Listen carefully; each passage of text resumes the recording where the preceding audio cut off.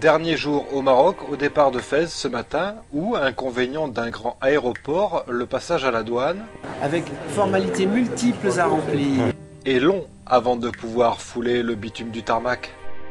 À 2 jours de l'arrivée, rien n'est joué pour le classement final et nous restons optimistes pour la suite de l'épreuve.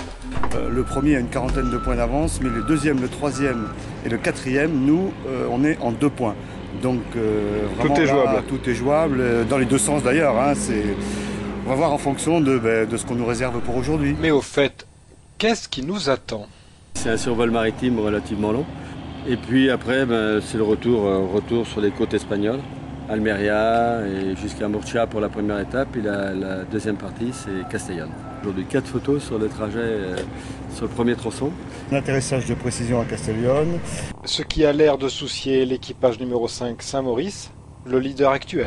C'est pas mal d'exercices, donc je pense que le classement va pas mal évoluer aujourd'hui, certainement. Autre difficulté du jour, la longueur des trajets, 480 nautiques, 890 km.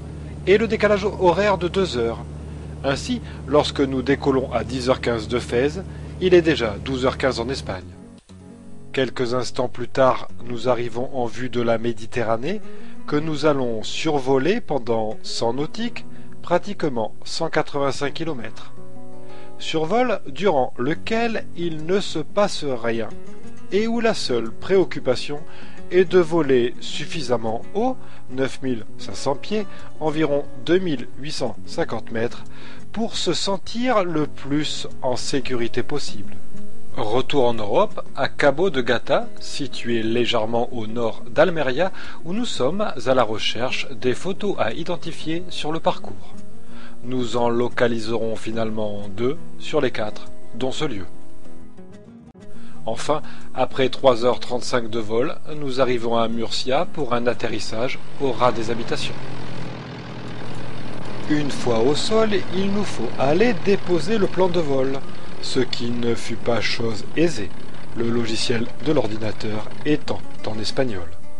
Bernard, ça va? Non? Qu'est-ce qui se passe? Parce qu'on va passer 3/4 d'heure à pouvoir voir la place et on va rien y comprendre parce que c'est tout le temps en français sur l'ordinateur. Finalement, l'entraide entre équipages a eu raison de ce petit aléa qui a suffisamment retardé certains d'entre nous pour ne pas réussir à faire le plein, et ceci afin d'être sûr de pouvoir rallier Castellón avant la nuit aéronautique fixée à 18h30.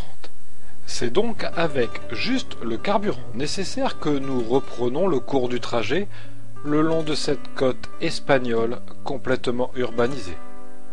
Pour, 1h30 plus tard, arriver à Castellón de la Plana pour un atterrissage de précision. Explication. Le point d'impact idéal, c'est cette zone hachurée. Et ensuite, tous les 5 mètres, il y a une bande blanche.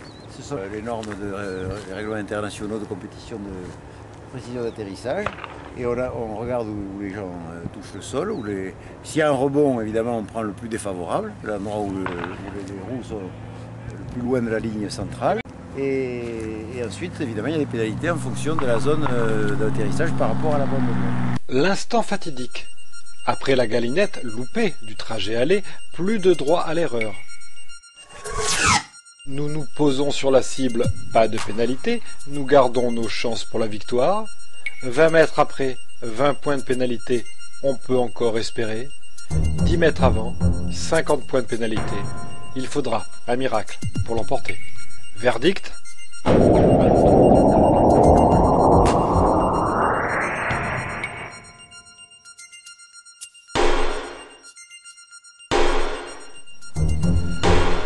Nous touchons avant la cible. C'est une grande déception, mais ne connaissant pas les performances des autres concurrents, nous pouvons toujours espérer.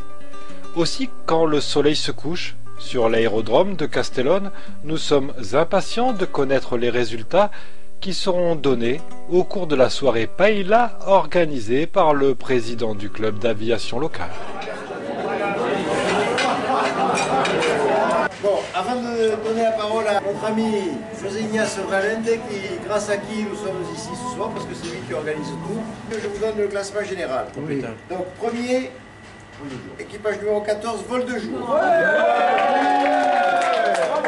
333 points.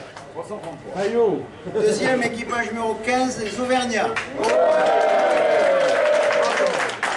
404 points. Troisième, l'équipage numéro 1, les Ailes du désert. 435 points. Même si la première place paraît dure à conquérir, nous remontons sur le podium, en espérant demain une journée riche en épreuves.